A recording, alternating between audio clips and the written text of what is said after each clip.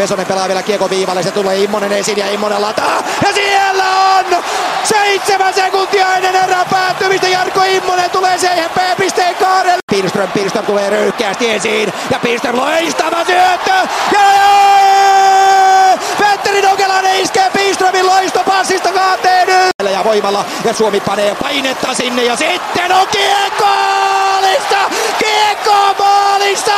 Kiekko maalissa 3. kerran perään! Tulee punaviivan yli ja pelaa niin kuin pitääkin, pelaa Pesoselle, Pesonen painaa sinne ja Pesonen lyö loppuniitin! Janne Pesonen iskee Suomelle maailmanmestaruuden! Nyt minuuttia aikaa, Ruotsi on lannistunut ja Mika Pyörä lataa! Se on lopun alkua! Suomalaiset iskevät 5-1 ja vajaa minuutti meni aikaa jäljellä. Pihlström! Tämä on valtaisaa ryöpytystä! Tämä on isku! Se ei ole isku!